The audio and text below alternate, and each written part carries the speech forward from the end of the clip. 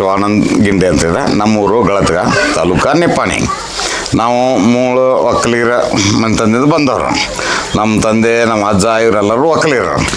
ಅದರಿಂದ ನಮ್ಮ ಎಮ್ಮೆ, ಎತ್ತು, ಕರು ಎಲ್ಲ ಇರ್ತಿದ್ದರು. ಈಗ ಇದರಿಂದ ನಾವು ಒಂದು ಬಯೋಗ್ಯಾಸ್ದು ಪ್ಲ್ಯಾಂಟ್ ನಾವು ಹಾಕ್ಕೊಂಡಿದ್ವಿ.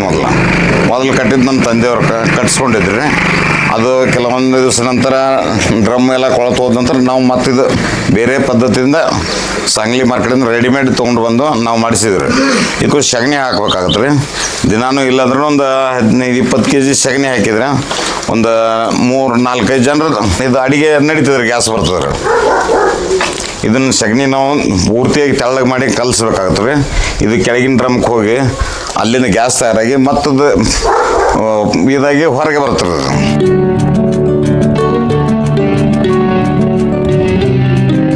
ಇದರಿಂದ ಗ್ಯಾಸ ನಾವು ಅಡುಗೆ ಮನೆಗೆ ತೊಗೊಂಡೋಗ್ಯಾರ. ಇದು ಪರಿಸರದಿಂದ ಅಂದ್ರೆ ನಮ್ಗೆ ಒಕ್ಕಲಿಗರು ನಮ್ಗೆ ಸಗಣಿನೂ ಪೂರ್ತಿ ಕೊಳತು ಅದ್ರಾಗ ಜೀವಾಣುಗಳು ತಯಾರಾಗಿ ಬರ್ತಾವ್ರಿ. ಇದು ನಮ್ಗೆ ಗೊಬ್ಬರನೂ ಆಗಿಬಿಡ್ತೀರಿ. ಇದ್ರದ್ದು ಲಿಕ್ವಿಡ್ ನೀರೇನು ಬರ್ತೀರಿ ಅದು ನಾವು ಸ್ಪ್ರೇಗೂ ನಡೀತೀವಿ ಮತ್ತು ಹೊಲಕ್ಕೆ ಹಾಕೋಕ್ಕೂ ನಡೀತೀರಿ. ಇದು ಪರಿಸರಕ್ಕಂತೂ ಒಳ್ಳೆಯದು. ಇದು ಮತ್ತು ಈ ಗ್ಯಾಸ್ನಿಂದ ನಮಗೆ ಅಡುಗೆ ಮಾಡೋಕ್ಕೂ ಉತ್ತಮ ಐತ್ರಿ. ಯಾಕಂದ್ರೆ ನಮ್ಗೆ ಇದು ಸಿಲಿಂಡ್ರ್ ಗ್ಯಾಸ್ಗಿಂತನೂ ಚಲೋ ಇರೋದು, ಆರೋಗ್ಯಕ್ಕೆ ಚೆನ್ನಾಗಿರ್ತದೆ ರೀ.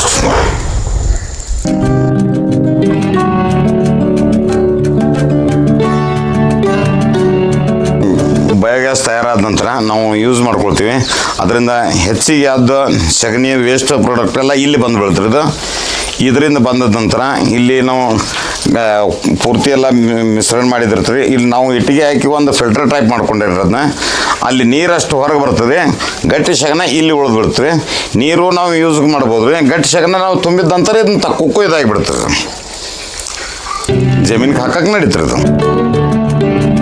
ಮಜ್ಜಿಗೆ ನಾವು ಈಗ ನಾನರೆ ಒಂದು 4-5 ತಿಂಗಳ ತನಕ ಕೊಳಿಸಿರ್ತೀನಿ ರೀ. ಅದನ್ನ ಇದು ನಾವು ಕೆಮಿಕಲ್ ಯೂಸ್ ಮಾಡೋದಿಲ್ಲ. ಟೋಟಲಿ ನಾವು ಆರ್ಗ್ಯಾನಿಕ್ ಇದ್ರಾಗಿದ್ದೀನಿ. ಅದಕ್ಕೆ ಸ್ಪ್ರೇನೂ ಇದನ್ನು ಮಜ್ಜಿಗೆದು ಮಾಡ್ತೀವಿ ಮತ್ತು ಡ್ರೆಂಚಿಂಗು ಮಾಡ್ತೀನಿ ರೀ. ಇದರಿಂದ ಜಮೀನುಗಳಿಗೆ ಜೀವಾಣುಗಳು ಹೆಚ್ಚಾಗ್ತಾವ್ರಿ. ಇದರಿಂದ ನಮ್ಮ ಆರೋಗ್ಯಕ್ಕೂ ಚಲೋ ಆಗ್ತದೆ. ಕೆಮಿಕಲ್ ಅಂತ ನಾವು ಒಟ್ಟ ಯೂಸ್ ಮಾಡೋದಿಲ್ಲ. ಇದನ್ನ ಇದು ಸ್ಪ್ರೇ ಹಾಕೋದು ಮಾಡಿದ್ರು ಮಜ್ಜಿಗೆ ಕೊಳಿಸಿ. ಇದು ಪರಿಸರ ಸ್ನೇಹಿ. ಜಸ್ಟ್ ಮಜ್ಜಿಗೆ ಮತ್ತು ಬೆಲ್ಲ ಇದು ಮಾಡಿಬಿಟ್ಟಿರ್ತೇನೆ ರೀ. ಅವು ಹಾಗೆ ನಾವು ಪ್ರಮಾಣ ಮಾಡೋದಿಲ್ಲ ರೀ. ಡೈಲಿ ನಾವು ಏನು ಯೂಸ್ ಮಾಡ್ತೇವಲ್ಲ ರೀ, ಅದೇ ಮಜ್ಜಿಗೆ ತಂದು ಉಳ್ದು ಇಲ್ಲಿ ಹಾಕಿಬಿಡ್ತೇವೆ ರೀ. ಒಂದು 3-4 ತಿಂಗಳು ಆಗಿರ್ತದೆ ರೀ. ಈಗ ಬೇಕಾದಾಗ ನಾವು ತಗೋತೀವಿ. ಮತ್ತು ಮನ್ಯಾಗ ಉಳ್ದು ಮಜ್ಜಿಗೆ ಮೊಸರು ಇದ್ರೆ ತಂದು ಹಾಕಿಬಿಟ್ಟಿರ್ತೀನಿ ರೀ. ಎಲ್ಲ ಬೆಳಿಗ್ಗೆ ರೀ. ಆಲ್ಮೋಸ್ಟ್ ಅಲ್ಲಿ ನಾವೆಲ್ಲ ಸೋಯಾಬೀನ್ ರೀ, ಕಬ್ಬಿಗೆ ಎಲ್ಲ ಬೆಳಿಗ್ಗೆ ನಾವು ಸ್ಪ್ರೇನು ಮಾಡ್ತೀನಿ. ಬಳಕೆ ಮಾಡಿದ್ಮ್ಯಾಗ ಅಂದ್ರೆ ಹಿಂಗೆ ನಾವು ಒಂದು ಸ್ವಲ್ಪ ಬೆಳೆಯಲ್ಲಿ ಕರಗ್ತಾನೆ ಅಂದರೆ ನಾವು ಮೈಕ್ರೋನ್ಯೂಟ್ರಿಯೆಂಟ್ಸ್ ಡೆಫಿಷಿಯನ್ಸಿ ಏನಿರುತ್ತೆ ಅದು ಕಡಿಮೆ ಆಗುತ್ತೆ ರೀ. ರೋಗನೂ ಕಡಿಮೆ ಆಗತ್ತವ ರೀ. ಮತ್ತು ಹುಳನೂ ಕಡಿಮೆ ಆಗಿಬಿಡ್ತಾವೆ ರೀ. ಇಳುವರಿಗೆ ಎಷ್ಟು ಪೂರಕವಾಗಿದೆ? ಇಳುವರಿ ನಮ್ಮ ಕಬ್ಬಿನ ನೋಡ್ರಿ ನಮ್ಗೆ ಸರಸರಣ ಒಂದು 55 ಟನ್ ಫರ್ಕ್ ಬಿಡುತ್ತೆ ರೀ. ಈಗ ನಾನು ಮಾಡ್ಕತ್ತ ಈಗ 7-8 ವರ್ಷ ಆತ್ರದ. ಮಜ್ಜಿಗೆದು ಮಾಡ್ಕತ್ತ ಮಾತ್ರ ಈಗ ವರ್ಷದಾಗ ಮಾಡ್ಕಂಡ್ರಿ. ಇದನ್ನ ನಾವು ಆರ್ಗ್ಯಾನಿಕ್ ಇದ್ರಾಗ ಹೋಗಿ 7 ವರ್ಷ ಮೇಲೆ ಆತ್ರಿ. ಕೆಮಿಕಲ್ ಅಂದ್ಕೊಂಡು ಟೋಟಲಿ ಬಂದ್ ಮಾಡಿಬಿಟ್ಟೇವ್ರಿ. ಏನಾಗ್ತದೆ ಒಂದು 2-3 ವರ್ಷ ನಮ್ಗೊಂದು ಸ್ವಲ್ಪ ಇದು ಕಷ್ಟ ಅನ್ನಿಸ್ತದೆ. ಇಳುವರಿನೂ ಕಡಿಮೆ ಬಂತು. ಈಗ ಮಾತ್ರ ಅದು ಕೆಮಿಕಲ್ ಫರ್ಟಿಲೈಸರ್ ಹಾಕಲ್ದ ನಂದು ಬರುವಷ್ಟು ಮೊದಲೇನು ಬರ್ತೈತಿಲ್ಲ ರೀ 55 ಟನ್ನಿಂದ 60 ಟನ್ ಸರಾಸರಿ ಅಷ್ಟು ಈಗ ಬಂದೇ ಬರ್ತೈತೆ ರೀ ಕಬ್ಬಿಗೆ.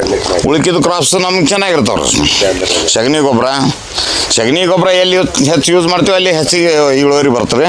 ಸಗಣಿ ಗೊಬ್ಬರ ಒಂದು ಸ್ವಲ್ಪ ಕಡಿಮೆ ಆಗಿತ್ತಂದ್ರೆ ಅಲ್ಲಿ ಒಂದು ಸ್ವಲ್ಪ ಕಡಿಮೆ ಬರ್ತದೆ. ಮಾತ್ರ ಪ್ರತಿ ವರ್ಷ ನಾವು ಸಗಣಿ ಗೊಬ್ಬರ ಹಾಕಬೇಕಾಗುತ್ತೆ ರೀ.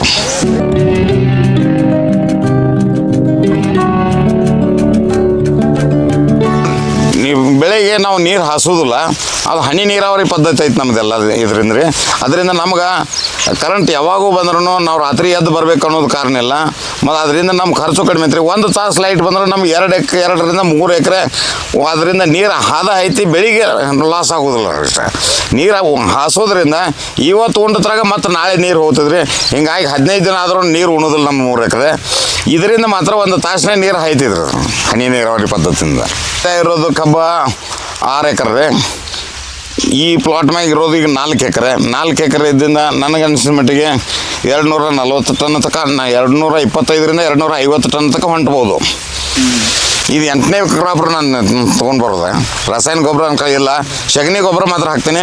ಸಣ್ಣ ಹಸಿರೆಲೆ ಗೊಬ್ಬರ ಹಾಕಿರ್ತೇನೆ ರೀ. ನಾನು ಒಂದು 2 ಸಲ ಹಸಿರೆಲೆ ಗೊಬ್ಬರ ಮಾಡಿ ಮುರಿದಿರ್ತೇನೆ ರೀ. ಮತ್ತು ನಾವು ಕೊಡವಿ ಕಾಯ್ದಿಲ್ಲ ರೀ, ಲಾವಣಿ ಮೇಲೆ ತೆಗೆದೋಗಿದ್ರೆ ನೆಕ್ಸ್ಟ್ ಇಯರ್ ಮತ್ತೆ ನಾನು ಲಾವಣಿ ಮಾಡಿರ್ತೇನೆ. ಬೆಳೆಗಳಿಗೆ ರೋಗಗಳ ಬಾಧೆ ಈಗ ಅನ್ಕ ನಮ್ಗೆ ಏನೂ ಬಾಧೆ ಬಂದಿಲ್ಲ ರೀ.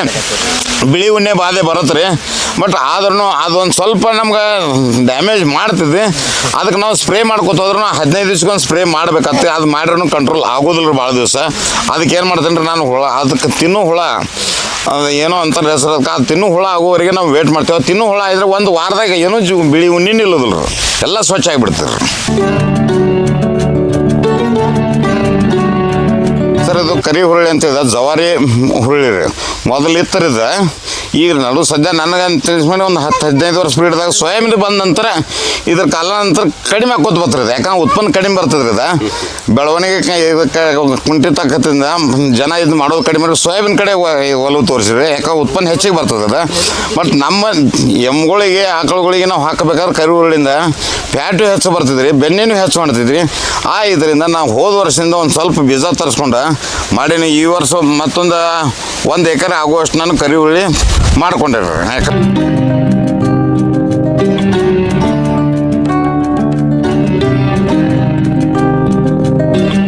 ಇಲ್ಲೊಂದು 10-12 ಗುಂಟೆಯಲ್ಲಿ ಒಂದು 90ರಿಂದ 100 G9 ಬಾಳೆ ಗಿಡ ಹಾಕಿನಿ. ಅದು ಮತ್ತೊಂದು 20-25 ಗಿಡ ಆಗುವಷ್ಟು ಜವಾರಿ ನಮ್ಮ ಮೊದಲಿನ ಬೀಜದ್ದು ಅದನ್ನು ಬಾಳೆ ಹಾಕಿನಿ. ನಮ್ಮ ಮನೆಗೆ ಬೇಕಂತೇಳಿದ್ರೆ ನಾವು ಎಲ್ಲ ಆರ್ಗ್ಯಾನಿಕ್ ಬೇಸ್ ಮಾಡೀವಿ. ಈಗ ಹಣ್ಣು ಆಗ್ತಾ ಇದ್ದಾವೆ. ನಾವು ಇದನ್ನ ಏನು ಮಾಡ್ತೀವಿ, ಕೆಮಿಕಲ್ ಇಲ್ದೇ ನಾವು ಹಣ್ಣು ಹಾಕಿಡ್ತೀವಿ. ಹಣ್ಣು ಆದ ನಂತರ ನಮ್ಮ ಮನೆಗೂ ವಾಪಸ್ಕಾಯ್ತು. ನಾವು ಜಾಸ್ತಿ ಮಾರೋದನ್ಕ ಇದಿಲ್ಲ, ಹೆಚ್ಚಾದ್ರೂ ನಾವು ಒಂದು ಸ್ವಲ್ಪ ಮಾರಿ ಬಂದಿರ್ತೀವಿ.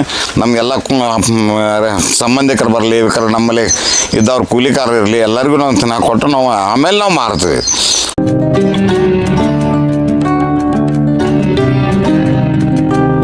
ಒಟ್ಟು ಜಮೀನು ನಮ್ದು 12 ಎಕರೆ ರೀ. ಅದರಿಂದ ನಾವೀಗ ಟೋಟಲಿ ನೋಡ್ಕೊಂಡು ಆರ್ಗ್ಯಾನಿಕ್ ನಾವು ಬೇಸ್ ಮ್ಯಾಗ ಎಲ್ಲ ಮಾಡ್ತಾಯಿದ್ದೀವಿ. ಕರಿ ಹುರುಳಿ ಬೆಳಿತೀನಿ, ಸೋಯಾಬೀನ್ ಇರ್ತೀನಿ, ಶೇಂಗಾ, ಕಬ್ಬು, ಬಾಳೆ. ನನಗೆ ಮನೆಗೆ ಬೇಕಾದ್ದು ನಾವು ಕಾಯಿಪಲ್ಯಗಳು ಮಾಡ್ಕೋತೀವಿ ರೀ. ನಮ್ಗೆ ಬೇಕಾದ್ದು ಕೆಲವೊಂದು ಮೆಡಿಸಿನ್ ಪ್ಲ್ಯಾಂಟ್ಸು ಇದಾವೆ ನನ್ನ ಹತ್ರ. ಆಯ್ತು ರೀ, ಎಲ್ಲ ಟೋಟಲ್ ನಾವು ಆರ್ಗ್ಯಾನಿಕ್ ಮಾಡೇನಿ ರೀ. ಕರಿ ಹುರುಳಿ ಅಂತ ನಾವು ಜವಾರಿ ಬೀಜ ತಂದು ಹಾಕೀವಿ. ಬಾಳೆ ಗಿಡಗಳು ನಾವು ಕೆಮಿಕಲ್ ಹಾಕೊಳ್ದಾರೆ ನಾವು ಹಣ್ಣು ಹಾಕಿ ನಮ್ಮ ಮನೆಗೆ ತಿನ್ನಕ್ಕೆ ನಾವು ಇದು ಮಾಡ್ಕೊಂಡೇವಿ. ನಮ್ಮ ಮನೆಗೆ ಬೇಕಷ್ಟು ನಾವು ಇದು ಮಾಡ್ಕೊಂಡು ಕೃಷಿ ಮಾಡೋದ್ರಿಂದ ನಮ್ಮ ಆರೋಗ್ಯಕ್ಕೆ ನಾವು ಉತ್ತಮವಾಗಿ ಕಾಯ್ಕೋಬೋದು ರೀ. ನಮ್ಮ ಉತ್ಪನ್ನ ರೀ, ನಾವು ಆ್ಯಕ್ಚುಲಿ ಹಂಗೆ ನೋಡ್ಕೊಂಡು ಕಬ್ಬಿನಿಂದ ನನಗೊಂದು ಆರ್ಗ್ಯಾನಿಕ್ ಮಾಡೋದ್ರಿಂದ ಒಂದು 2-3 ವರ್ಷ ಒಂದು ಸ್ವಲ್ಪ ಉತ್ಪನ್ನ ಕಡಿಮೆ ಬಂತು. ಆದ್ರೂ ಈಗ 4 ವರ್ಷದಾಗ ನನ್ನ ಉತ್ಪನ್ನ ಮೊದಲು ಎಷ್ಟಿತ್ತು ಆರ್ಗ್ಯಾನಿಕ್ ನಾವು ಕೆಮಿಕಲ್ ಹಾಕ್ತಿದ್ದು ಅಷ್ಟೇ ಈಗ ಉತ್ಪನ್ನ ನಾವು 50-60 ಟನ್ ಬೆಳಿಬೋದು ರೀ ಈಗ. ಮತ್ತು ಅದರಿಂದ ನಮಗೆ ನೀರು ಸುದೂ ಕಡಿಮೆ ಆಗ್ತದೆ, ಜಮೀನು ನಾಶ ಆಗೋದಿಲ್ಲ. ಈಗ ನಾವು ಏನೀಗ ವಿಡಿಸೈಡ್ ನಾವು ಸ್ಪ್ರೇ ಮಾಡ್ತಾಯಿದ್ವಿ, ಅದರಿಂದ ನಮ್ಮ ಜೀವಾಣುಗಳು ಹಾಳಾಕೋದವು. ಇದರಿಂದ ನಮ್ಮಲ್ಲಿ ಸರೀಸೃಪಗಳು ಅಂದರೆ ಚೋಳು, ಹಾವು, ಜಿರಳೆ ಇವೆಲ್ಲ ಬಾಂಧೋದು ಹೋಗಿಬಿಟ್ಟವ್ರೀಗ. ಇದರಿಂದ ನಮಗೂ ನಮ್ಮ ಆರೋಗ್ಯಕ್ಕೂ ಕೆಡಕೈತಿ, ಅದರಿಂದ ನಮಗೂ ಕ್ಯಾನ್ಸರ್ ಬರೋ ಚಾನ್ಸಸ್ ಹೆಚ್ಚಾಗ್ಯಾವ್ರಿ. ಈಗ ನಾವು ನಮ್ಮ ಜಮೀನು ಇರೋದ್ರಿಂದ ನಾವು ಸ್ವಂತಾಗಿ ಕೃಷಿ ಮಾಡ್ಬೋದು ರೀ. ನಮಗೆ ಬೇಕಾದಾಗ ನಾವು ನೌಕರಿ ಮಾಡೋಕ್ಕಿಂತನೂ ನಾವು ಕೃಷಿ ಮಾಡಿದ್ರಿಂದ ನಮಗೆ ಸುಖನೂ ಸಾಕಷ್ಟು ಐತಿ. ನಮ್ಮ ಬೆಳೆ ನಾವು ಬೆಳ್ಕೋಬೋದು, ಸ್ವತಂತ್ರ ನಮಗೆ. ಅವ್ರು ರೈತರಿಂದ ಅವ್ರಿಗೆ 8 ತಾಸು ಹೋಗಿ ದುಡಿಕ್ಕಿಂತ ನಮ್ಮಲ್ಲೇ ನಾವು ದುಡ್ಕೊಂಡ್ರೆ ನಾವು ಅಭಿಮಾನಕ್ಕೆ ಬಿದ್ದೀಗ ನಮ್ಮ ಎಮ್ಮೆ ಶಗನ ತೆಗೆಯೋದು ನಾವು ಬಂದ್ ಮಾಡೀವಿ, ಎಮ್ಮೆ ಹಾಲು ತೆಗೆಯೋದು ಬಂದ್ ಮಾಡೀವಿ. ಹಿಂಗಾಗಿ ನಾವು ಎಲ್ಲ ಕೆಮಿಕಲ್ ತಿನ್ನೋ ಭಾಗ ಬಂದೈತಿ. ಅದಕ್ಕೆ ನಾವು ಸ್ವಂತ ಕೃಷಿ ನಾವು ಮಾಡ್ಕೋತ ಹೋದ್ಮ್ಯಾಗ ಅದ್ರಾಗೂ ನಾವು ಆರ್ಗ್ಯಾನಿಕ್ ಬೇಸ್ ಮ್ಯಾಗ ಮಾಡ್ಕೋತ ಹೋದ್ರೆ ನಾವು ನಮ್ಮ ಆರೋಗ್ಯ ಚೆನ್ನಾಗಿರ್ತದೆ. ಮತ್ತು ಈಗಿನ ಯುವ ಪೀಳಿ ಹೆಚ್ಚಾಗಿ ಮಾಡಿದ್ರು ಇದು ಏನು ಲೇಬರ್ ಸಮಸ್ಯೆ ನಮ್ಮ ಇದ್ರಾಗ ಬರ್ಕೈತ್ರಿ ಕೃಷಿ ಇದ್ರಾಗ ಅದು ಆಗೋದಿಲ್ಲ. ಈಗ ಏನಾಕೈತ್ರಿ, ಹೊರಗೆ ನಾವು ಕಟ್ಟಿ ಕೂತು ನಾವು ತಿಂಗಳು ಹೊಡ್ಕೊಂಡ್ಕೊಂಡು ಹೊಲ್ದಾಗ ಬಂದು ನಾವು ಕೆಲಸ ಮಾಡ್ಕೊಂಡ್ರೆ ಎಲ್ಲನೂ ಆಗಿ ಹೋಗ್ತೀವಿ, ನಮ್ಗೆ ಆಳು ಪ್ರಾಬ್ಲಮ್ ಬರೋದಿಲ್ಲ. ಒಟ್ಟು ನಾವು ಕೃಷಿ ನಮ್ಮ ಸ್ವಂತ ಇದರಿಂದ ಮಾಡಬೇಕು ಅಂದರೆ ಅನುಕೂಲ ಭರ್ಪೂರ ಐತಿ, ಸಾಕಷ್ಟು ಇದಾಗ್ತದೆ ರೀ.